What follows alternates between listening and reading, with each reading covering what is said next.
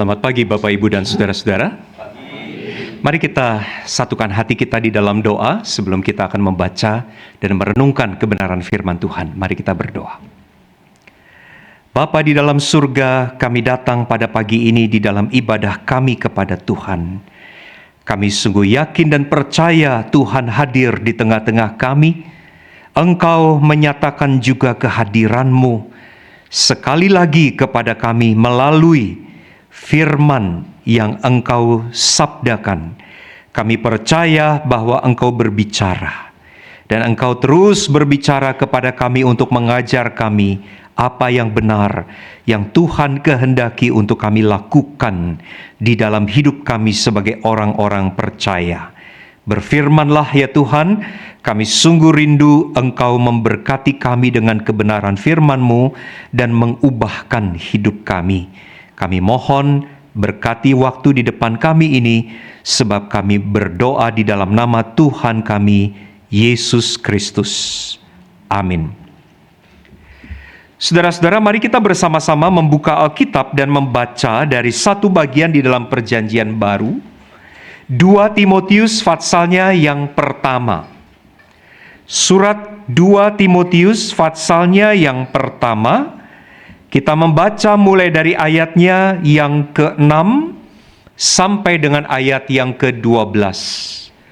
2 Timotius pasalnya yang pertama, ayat 6 sampai dengan ayat yang ke-12. Saya akan bacakan bagi kita sekalian bagian firman Tuhan ini. Karena itulah kuperingatkan engkau untuk mengobarkan karunia Allah yang ada padamu melalui penumpangan tanganku atasmu.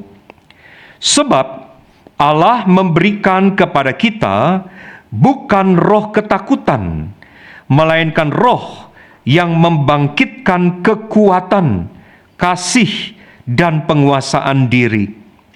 Jadi, janganlah malu bersaksi tentang Tuhan kita, dan janganlah malu karena aku seorang tahanan karena Dia, melainkan ikutlah menderita bagi Injil dengan kekuatan Allah. Dialah yang menyelamatkan kita dan memanggil kita dengan panggilan kudus, bukan berdasarkan perbuatan kita, melainkan berdasarkan maksud dan anugerahnya sendiri yang telah dikaruniakan kepada kita dalam Kristus Yesus sebelum permulaan zaman. Dan sekarang dinyatakan oleh penampakan Juru Selamat kita Yesus Kristus, yang melalui Injil telah mematahkan kuasa maut dan mendatangkan hidup yang tidak dapat binasa. Untuk Injil inilah aku telah ditetapkan sebagai pemberita, sebagai rasul dan guru.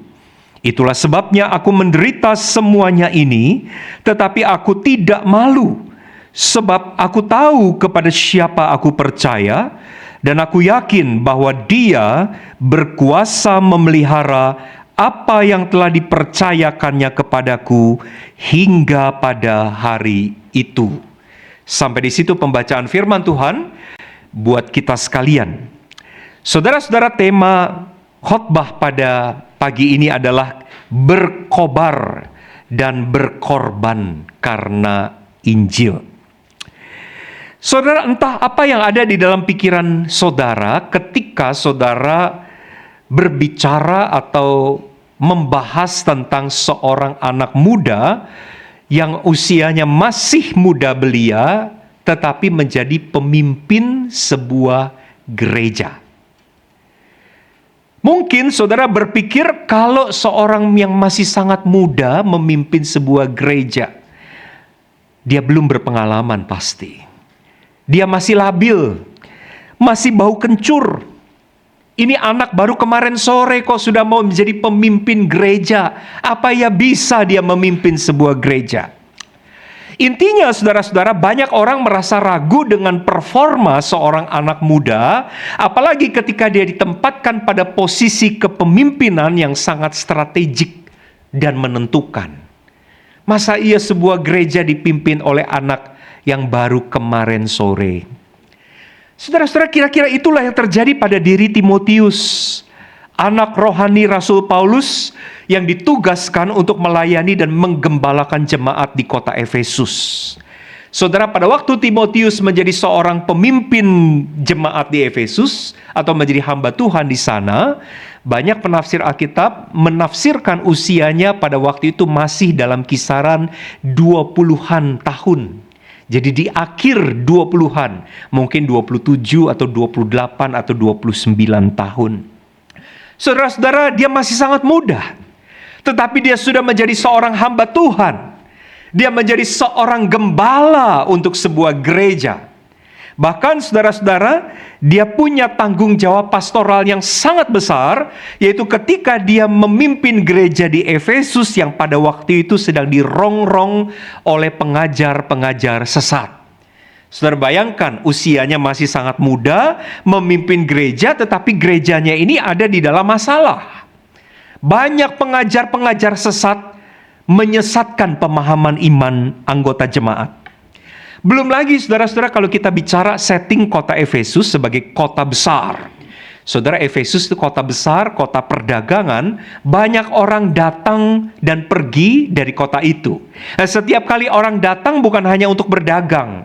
Kalau orang dari luar daerah datang ke kota itu, membawa juga pemikiran-pemikiran, membawa pengaruh, membawa budaya, membawa filosofi-filosofi yang mungkin tidak sejalan dengan nilai-nilai kekristenan. Sehingga saudara-saudara tidak mudah sebetulnya berada pada posisi Timotius. Seorang yang masih sangat muda, atau kita boleh bilang pendeta muda, dengan segudang tanggung jawab yang besar dan menentukan bagi gereja. Kalau dia salah langkah saja saudara-saudara, maka semuanya bisa ambiar. Kalau dia salah mengambil keputusan saudara-saudara, semuanya bisa menjadi kacau balau.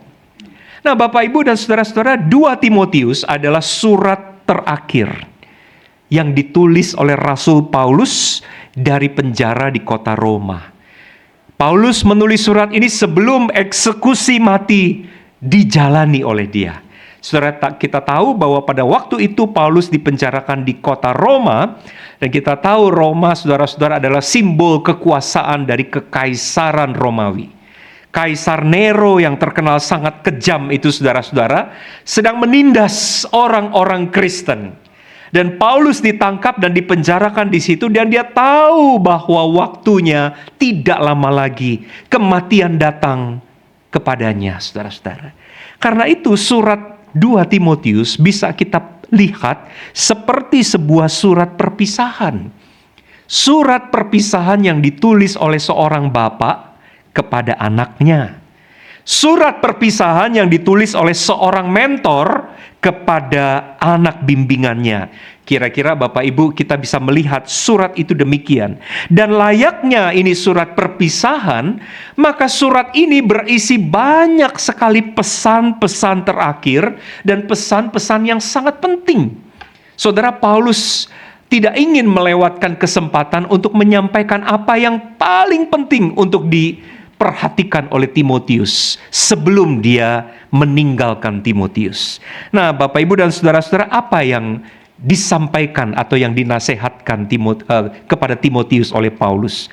Yang pertama-tama saudara-saudara, di dalam bacaan yang kita baca pada hari ini, Rasul Paulus menasehatkan supaya Timotius mengobarkan kasih karunia yang sudah dia terima, agar dia tetap setia memberitakan Injil. Bapak, Ibu, dan saudara-saudara, mengobarkan. Apa yang ada di dalam arti istilah mengobarkan? Saudara, mengobarkan itu bukan hanya sekedar menyalahkan. Ya, kalau dikatakan kita menyalahkan api pada lilin, itu tidak sama dengan mengobarkan api. Ya, mengobarkan artinya membakar hingga menyala-nyala. Mengobarkan artinya menghidupkan atau membangkitkannya hingga berapi-api. Itu artinya mengobarkan. Artinya mengobarkan itu bukan sekedar nyala, bukan sekedar hidup, tetapi hidup dengan bersemangat, bangkit, aktif dengan bersemangat. Nah, saudara, ketika Paulus katakan kobarkanlah, apa yang harus dibangkitkan hingga berapi-api? Ayat yang ke-6 dikatakan begini, karena itu kuperingatkan engkau untuk mengobarkan karunia Allah. Saudara, kata karunia Allah itu di dalam Alkitab terjemahan bahasa Inggris dipakai kata the gift of God. Gift of God. Pemberian Allah. Jadi Paulus mau mengatakan, hai Timotius, kobarkanlah, nyalakanlah hingga berapi-api apa yang Allah pernah berikan kepadamu. Apa yang sudah engkau terima dari Allah. Pemberian-pemberian dari Allah itu kobarkanlah. Saudara, apa sih yang sudah diterima oleh Timotius dari Allah yang Paulus suruh untuk dikobarkan? Bapak Ibu, sesungguhnya banyak ya, kalau kita mau teliti memeriksa perikop yang tadi sudah kita baca, sebetulnya banyak sekali yang sudah diterima oleh Timotius. Yang pertama, mari saya ajak Bapak Ibu periksa di dalam ayat 5. Di situ Paulus berkata begini, memang tadi tidak kita baca ayat itu. Ayat 5 berkata begini, sebab aku teringat akan imanmu yang tulus ikhlas, iman yang pertama-tama hidup di dalam nenekmu Lois dan di dalam ibumu Eunike, dan aku yakin hidup juga di dalam dirimu.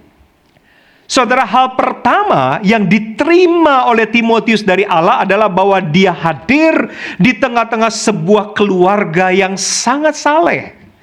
Ibunya, neneknya yang mengajarkan iman yang pertama-tama kepada dia. Saudara, Timotius dari kecil bisa mengenal Tuhan. Dan itu adalah gift, satu pemberian. Bapak Ibu, tidak semua orang bisa hadir dalam sebuah keluarga Kristen. Ya, saudara mungkin mengenal Allah di usia 30-an. Saudara mungkin baru kenal Tuhan Yesus di usia 40-an. Tapi Timotius ini bisa mengenal Allah dari kecil. Ibunya dan neneknya adalah seorang yang percaya. Dan iman yang tumbuh di dalam dirinya sejak kecil itu adalah pemberian yang pertama-tama Allah berikan kepada dia. Apalagi yang diberikan Allah kepada Timotius, saudara-saudara? Mari kita lihat ayat ke-9. Di situ Paulus berkata begini, dialah Allah maksudnya yang menyelamatkan kita dan memanggil kita dengan panggilan kudus, bukan berdasarkan perbuatan kita, melainkan berdasarkan maksud dan anugerahnya sendiri yang telah dikaruniakan kepada kita dalam Kristus Yesus sebelum permulaan zaman. Saudara, apa lagi yang Allah berikan? Dari ayat itu dikatakan, Bapak Ibu kalau perhatikan, Paulus memakai kata kita. Jadi Paulus tidak sedang bicara tentang dirinya. Artinya dia bicara kepada Timotius bahwa engkau, Timotius, juga mendapatkan hal itu. Apa itu? Panggilan pada keselamatan. Bahkan dikatakan rencana keselamatan itu sudah Allah rancang sebelum permulaan zaman. Wow, saudara, ini luar biasa. Allah memilih Timotius untuk mengecap anugerah keselamatan sebelum permulaan zaman. Dan itu adalah gift. Timotius menerima itu di dalam hidupnya. Dia termasuk sebagai orang-orang yang dipilih Allah untuk mengecap kebaikan Allah di dalam Tuhan Yesus Kristus. Dan itu adalah gift yang begitu besar. Apalagi yang dia dapatkan, saudara-saudara, kalau kita baca ayat berikut, ayat ke-10, dan sekarang dinyatakan oleh penampakan juru selamat kita, Yesus Kristus, yang melalui Injil telah mematahkan maut dan mendatangkan hidup yang tidak dapat binasa. Timotius pun mendapat gift yang berikut dari Allah, yaitu bahwa di dalam Kristus dia mendapatkan hidup yang tidak dapat binasa melalui karya keselamatan yang sudah dikerjakan oleh Tuhan Yesus Juru Selamat. Bapak Ibu, sampai hari ini banyak orang yang belum mendapatkan anugerah untuk mengecap kebaikannya melalui hidup yang tidak dapat binasa. Tetapi Timotius dapat. Timotius mendapatkan itu. Karya keselamatan yang sudah dikerjakan oleh Yesus. Apalagi yang Allah berikan kepada Timotius? Mari kita cek pada ayat yang ke-6, saudara-saudara.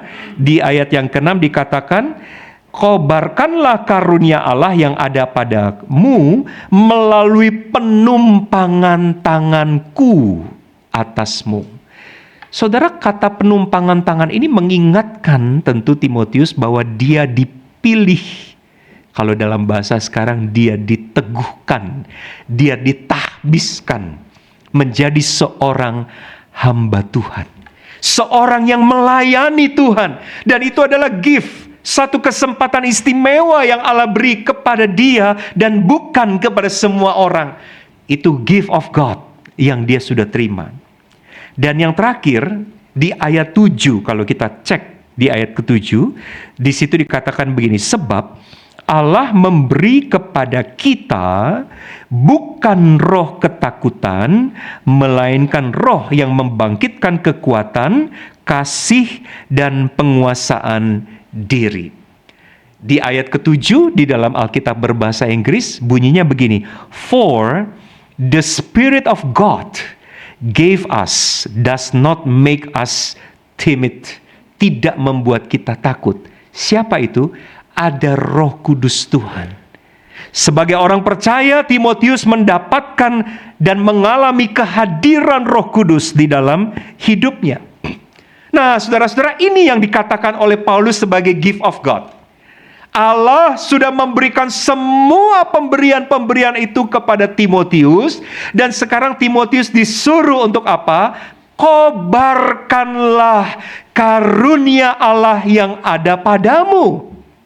Kalau boleh saya bahasakan dengan bahasa yang lain, bakarlah sampai berapi-api, sampai menyala-nyala, sampai berkobar-kobar seluruh karunia Allah yang ada padamu, supaya dengan itu engkau tetap bersemangat dalam memberitakan Injil.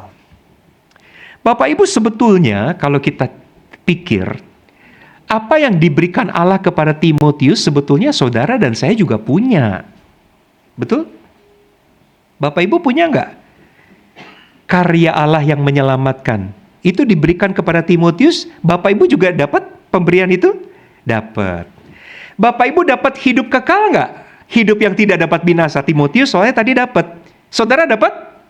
Dapat juga ya. Saudara dapat juga kan hidup yang tidak dapat binasa? Saudara dapat nggak kehadiran Roh Kudus di dalam hidup saudara? Karena Timotius tadi dapat. Saudara dapat? Dapat juga. Artinya apa? Gift of God sebetulnya saudara dan saya juga terima. Hanya masalahnya begini.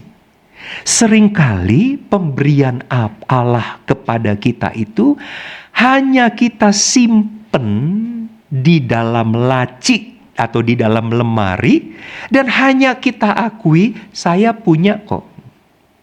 Tetapi pemberian itu tidak pernah membakar kita untuk hidup, untuk bangkit, untuk aktif, untuk bersemangat, untuk berapi-api. Itulah sebabnya saudara-saudara banyak orang mengaku, saya sudah Kristen, saya sudah diselamatkan, tapi hidupnya melempem. Hidupnya tidak bersemangat, hidupnya tidak berapi-api, hidupnya tidak berkobar-kobar. Nah, pesan Paulus kepada Timotius justru apa? Kobarkanlah karunia-karunia itu. Artinya, jadikanlah semua apa yang Allah sudah berikan kepadamu itu seperti api yang membakarmu dan membuat engkau bersemangat, membuat engkau berkobar-kobar, membuat engkau berapi-api, melayani Tuhan, hidup bagi Tuhan, termasuk memberitakan Injil Tuhan. Bapak, Ibu, dan saudara-saudara, yang menyedihkan adalah hari ini ketika kita melihat hidup banyak orang Kristen yang sudah mendapatkan karunia atau kasih karunia dari Allah, tetapi dia tidak pernah bersemangat dan berkobar-kobar untuk memberitakan Injil. Di mana letak persoalannya? Mengapa kok sebagai anggota jemaat sebagai orang Kristen, mungkin kita ini, ya termasuk saya tentu, mungkin kita ini tidak terlalu militan. Kita menganggap, oh kalau anggota gereja itu tuh militan, ya. Kalau anggota gereja dari denominasi X, jangankan memberitakan Injil sampai ke ujung bumi, baru keluar dari gedung gereja aja mereka udah semangat betul. Itu karena dia anggota gereja X. Menurut saya bukan anggota gerejanya yang menjadi penentunya. Bukan karena dia karismatik. Bukan karena dia Pentakosta, dia jadi bersemangat. Bukan. Lalu yang GKY melempem. Bukan. Persoalannya adalah, apakah kita dibakar oleh karunia yang sudah Allah berikan itu? Apakah pemberian-pemberian Allah itu membangkitkan hidup kita untuk hidup bagi Dia? Apakah pemberian-pemberian Allah yang sudah kita terima di dalam Tuhan Yesus Kristus itu membuat saudara semakin giat di dalam pelayanan? Apakah pemberian-pemberian Allah itu membuat saudara dan saya semakin setia di dalam memberitakan Injil? Harusnya kalau itu dibakar di dalam hati kita, maka niscaya kita akan berkobar-kobar. Bahkan untuk berbicara tentang Tuhan Yesus. Saudara, kalau orang sudah mengalami keselamatan dan apa yang sudah dikerjakan Tuhan Yesus, dan kalau itu dibangkitkan atau dikobarkan, maka tidak mungkin dia tidak akan bicara. Saudara pakai obat yang manjur aja, saudara selalu bicara ke orang-orang kok. Obat ini manjur loh, cobain deh. Obat ini manjur loh, cobain deh. Karena saudara sudah mengalami. Dan kalau orang betul-betul sudah mengalami apa yang Yesus sudah kerjakan, dan itu membangkitkan atau mengobarkan dia, tidak mungkin dia tidak bicara. Karena itu saudara-saudara, di mana kuncinya? Supaya kita bisa tekun memberitakan Injil. Coba saudara ingat-ingat kembali gift of God yang saudara sudah terima. Seperti yang Timotius sudah terima. Banyak sekali sebetulnya.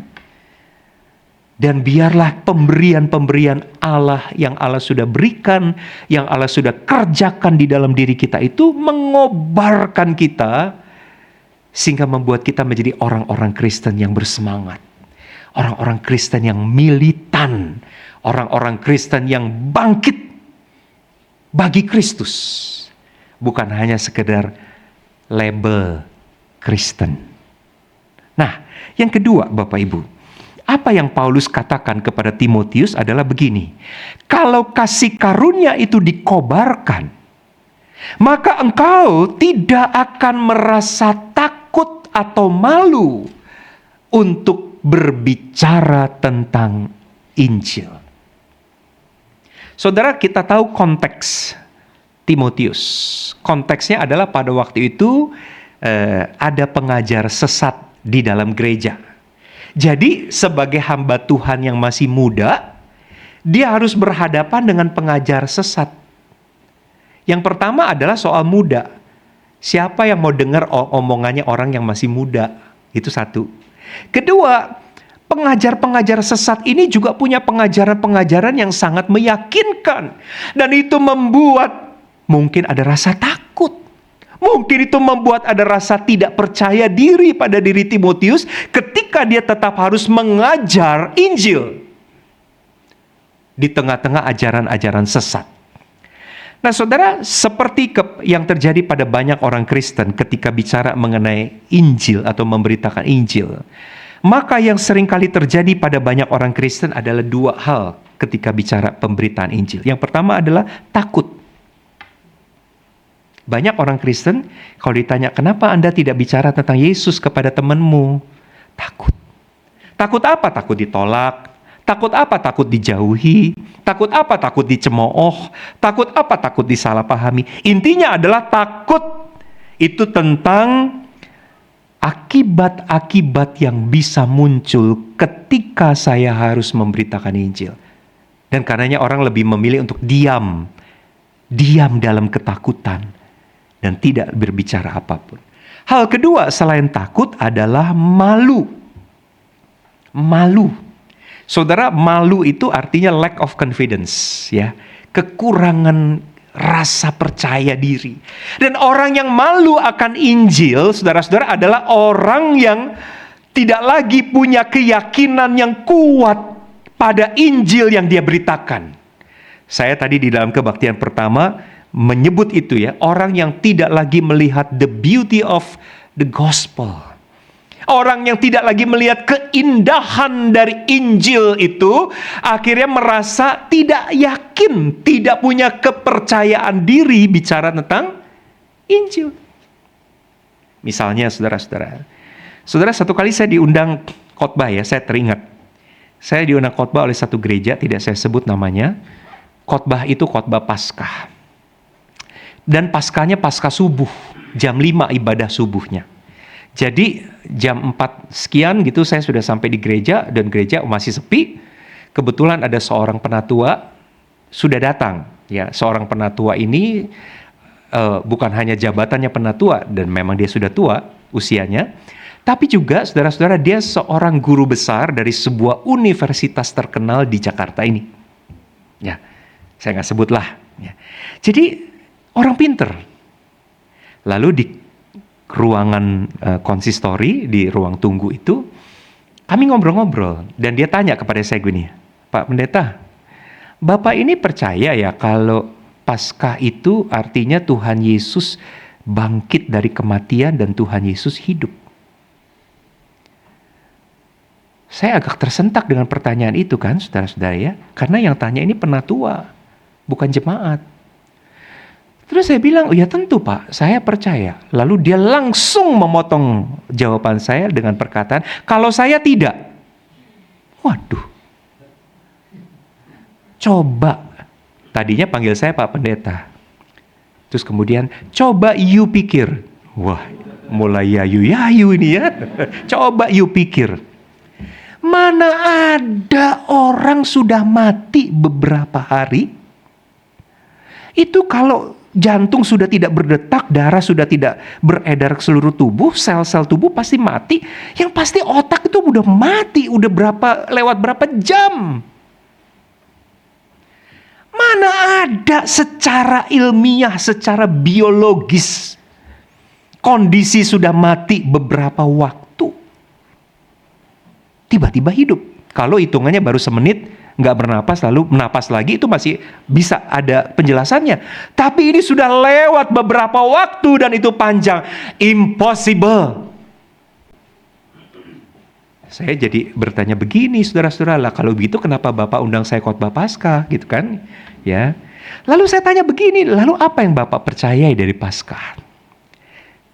Yang saya percaya adalah kebangkitan semangat murid-murid. Bukan Yesusnya yang bangkit. Yang bangkit adalah sejak saat itu murid-murid jadi lebih bersemangat. Petrus yang tadinya pengecut, takut, menyangkal, jadi berubah. Jadi Paskah itu tentang perubahan semangat. Aduh, saudara-saudara, berhadapan dengan seorang guru besar, ya profesor. Saya ini juga waktu itu ya sekolah masih sarjana teologi. Usia saya jauh di bawah bapak itu yang sudah putih rambutnya, senior sekali. Tapi saya tidak merasa bahwa saya harus malu bicara kebenaran dengan bapak ini. Saudara, bapak itu bicara begitu di konsistori, di atas mimbar saya bicara apa yang saya yakini sebagai iman saya tentang kebangkitan Yesus Kristus. Anda menolaknya, Anda tidak percaya, Anda tidak setuju, silakan. Tetapi saya tidak pernah, tidak yakin. Ya, saya tidak pernah jadi tidak confidence. Jadi orang Kristen seringkali kenapa kok tidak menginjili? Karena dia sendiri itu seperti kehilangan confidence-nya kalau harus berhadapan dengan pandangan-pandangan. Saudara Timotius pada waktu itu sedang berhadapan dengan pandangan-pandangan sesat. Dan Paulus katakan jangan malu, jangan kamu tidak yakin, jangan kamu tidak confidence bicara tentang Injil, sampaikan. Saudara masih di kitab yang sama, ayatnya ini mungkin saudara sering dengar ya. Beritakanlah firman, siap sedialah baik atau tidak baik waktunya, nyatakanlah apa yang salah, tegurlah dan nasihatilah dengan segala kesabaran dan pengajaran. Artinya apa? Paulus minta Timotius, kalau itu adalah Injil dan kalau itu adalah kebenaran firman, nyatakan. Jangan takut, jangan malu bicara tentang Injil. Saudara-saudara, takut dan malu, itulah yang seringkali membuat banyak orang Kristen memilih untuk diam. Saya takut kalau saya ngomong, takut ditolak. Dan banyak orang Kristen memilih untuk kompromi. Ya. Karena dia sendiri tidak yakin dengan kuasa atau the beauty of the gospel, dia sendiri akhirnya memilih untuk kompromi. Di dalam hidupnya tidak lagi menghidupi Injil. Padahal Bapak, Ibu, dan saudara-saudara, dunia yang di dalamnya saudara dan saya diletakkan oleh Tuhan di sini adalah dunia yang sangat membutuhkan Injil. Dunia yang terhilang dan hopeless, yang menantikan satu kabar bahwa ada satu jalan pengharapan buat orang berdosa di dalam dan melalui Yesus Kristus. Tapi apa jadinya kalau orang-orang Kristen lebih memilih untuk diam? Apa jadinya kalau orang-orang Kristen memilih untuk kompromi dan tidak bisa menghidupi Injil di dalam hidupnya karena mereka takut dan malu? Saudara Timotius dinasehati oleh Paulus. Jangan kamu malu, jangan kamu takut. Kalau engkau mengobarkan karunia Allah yang Allah sudah pernah berikan kepadamu, engkau tidak perlu takut dan malu. Bapak Ibu, bagaimana dengan kita? Kalau saudara tidak pernah ngomong tentang Injil, kalau saudara selalu takut, kalau saudara selalu malu, bukankah satu kali Tuhan akan bertanya apa yang kita lakukan ketika Dia tempatkan kita di dalam dunia yang sedang membutuhkan Injil itu? Mengapa engkau tidak menyampaikannya? Dan kalau kita selama ini hanya diam dan tidak pernah menyampaikannya, jangan-jangan kita memang takut. Jangan-jangan memang kita tidak betul-betul punya keyakinan yang kuat kepada Injil itu. Dan karenanya kita tidak memberitakannya. Yang ketiga, yang terakhir. Saudara, apa yang dikatakan atau disampaikan Paulus kepada Timotius? Paulus menyampaikan satu, dan saya suka cara Paulus menyampaikan hal ini, bahwa memberitakan Injil itu antara, saya pakai istilah, antara asa dan realita. Antara harapan dan kenyataan. Apa maksudnya? Saudara, pada waktu Paulus menyuruh Timotius, jangan takut. Kamu memang menghadapi pengajar-pengajar sesat, tapi jangan takut menyatakan Injil kebenaran. Karena apa? Karena asanya atau harapannya adalah ketika Injil diberitakan, maka orang-orang atau manusia berdosa yang belum mendengarnya sangat mungkin bisa dibawa kepada pintu keselamatan. Itu asanya, ya. Setiap kali Injil diberitakan, sangat mungkin orang-orang yang belum pernah mendengarnya atau belum di dalam Tuhan akhirnya dibawa masuk melewati pintu keselamatan. Itu kemungkinan, asalnya itu di situ, harapannya ada di situ. Tetapi Paulus juga secara terang-terangan bicara, ketika kita memberitakan Injil, ada realitanya. Harapannya memang orang bisa diselamatkan, tetapi realitanya adalah memberitakan Injil itu engkau akan mengalami konsekuensi dari pemberitaan itu. yang Paulus sebut sampai 2 kali di dalam bagian yang kita baca, yaitu menderita. Dan itulah yang membuat banyak orang Kristen, saudara-saudara, memilih untuk lebih baik nggak usah memberitakan Injil. Saudara, menderita yang dimaksud oleh Paulus di sini bukan cuma menderita dalam artian skala-skala yang ecek-ecek gitu, bukan. Bukan hanya sekedar menderita karena nggak makan berhari-hari. Bukan hanya sekedar menderita karena dipukulin badannya sampai luka. Bukan. Tapi kalau kita betul-betul memeriksa teks ini di dalam konteks pada waktu itu Paulus sedang di dalam penjara menanti kematian, eksekusi kematian, maka penderitaan yang berkali-kali disampaikan Paulus kepada Timotius ini adalah bicara tentang waktu engkau memberitakan Injil, sangat mungkin engkau akan berhadapan dengan kematian. Sangat mungkin. Dan Paulus mengalami itu. Dia mati martir sebagai seorang rasul dan pemberita Injil. Saudara-saudara, tetapi apakah konsekuensi kematian itu membuat Paulus akhirnya bungkam? Membuat Paulus tidak lagi berbicara kepada banyak orang tentang Injil? Enggak. Aneh sekali, saudara-saudara. Di saat banyak orang takut akan kematian, Paulus sebagai manusia, dia bukan tidak takut kepada kematian, tetapi dia tahu bahwa Injil itu tetap harus diberitakan sekalipun konsekuensinya adalah kematian. Nah, apa yang menyebabkan Paulus punya keberanian semacam itu? Saya ajak di bagian akhir Bapak Ibu memeriksa dari 2 ayat. Yuk kita lihat yang pertama, ayat yang ke-11. Ayat ke-11 di situ dikatakan begini, untuk Injil inilah aku telah ditetapkan sebagai pemberita, sebagai rasul dan guru. Saudara, Paulus jelas sekali tentang identity. Untuk Injil itulah aku telah ditetapkan sebagai pemberita.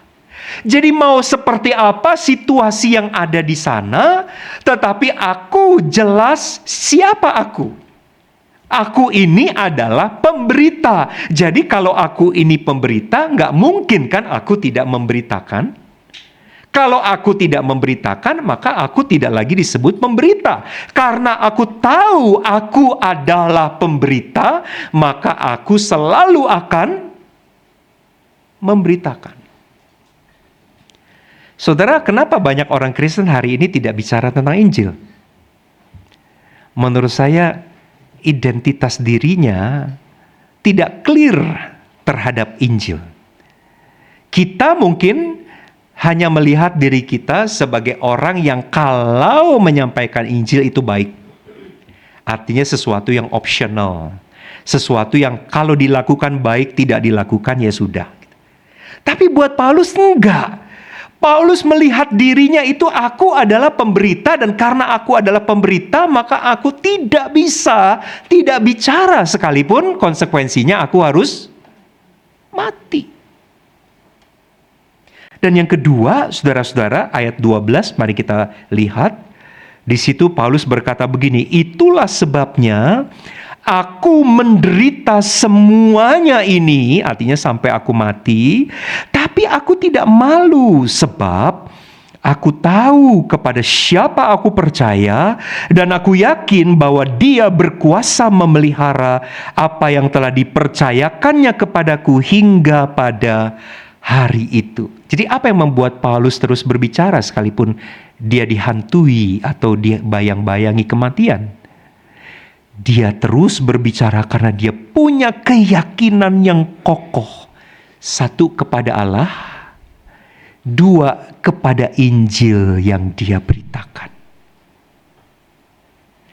Jadi analoginya begini. Kalau ada orang Kristen yang tidak bicara tentang Injil,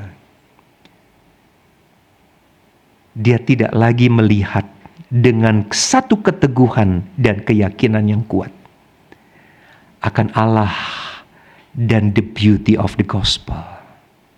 Kalau orang itu betul punya keyakinan yang kuat akan Injil, maka dia tidak mungkin tidak memberitakannya. Ya, tadi saya sempat singgung pakai bahasa yang sederhana. Saudara beli sabun dan sabun itu bagus aja, saudara cerita kok ke orang lain. Hanya perkara sabun loh, saudara-saudara. Hanya perkara sabun yang menurut saudara bagus aja, saudara cerita. Jadi kalau saudara betul meyakini bahwa sabun itu bagus, tidak mungkin saudara tidak bercerita. Kalau saudara betul punya keyakinan yang kokoh, Injil adalah satu-satunya jalan manusia dapat diselamatkan, maka tidak mungkin kita tidak berbicara tentangnya kepada dunia ini. Saudara-saudara, biarlah kiranya kita semua dituntun menjadi orang-orang Kristen yang berkobar. Saya rindu sekali jemaat di tempat ini berkobar karena Injil dan untuk Injil. Dan kita juga rela berkorban. Mungkin pengorbanannya belum seperti Paulus. Kita tetap dipanggil untuk berkorban untuk pemberitaan Injil. Mari kita berdoa, saudara-saudara. Tuhan, terima kasih untuk firman-Mu pada siang hari ini. Di hadapan firman-Mu kami berhadapan seperti layaknya kami ada di depan cermin. Melihat diri kami yang seringkali tidak mau untuk membuka mulut kami berbicara dan menyampaikan Injil. Bahkan seringkali tidak membawa hidup kami menjadi hidup yang menghidupkan Injil di dalamnya. Ampuni kami Tuhan kalau kami menjadi orang Kristen yang melempem, yang dikuasai oleh rasa takut, oleh rasa malu, dan membuat kami tidak pernah berbicara tentang Injil-Mu. Kobarkanlah kami Tuhan. Bakarlah kami dengan semangat Injil, supaya kami betul-betul membawa Injil itu di dalam mulut kami dan lewat hidup kami, supaya banyak orang boleh mendengar dan melihatnya, dan beroleh anugerah Tuhan yang menyelamatkan. Tolong kami juga untuk tidak malu dan tidak takut untuk berkorban demi Injil. Kami tahu bahwa dunia ini selalu menolak Injil-Mu. Dan ketika kami mengabarkannya mungkin ada yang tidak menyukainya.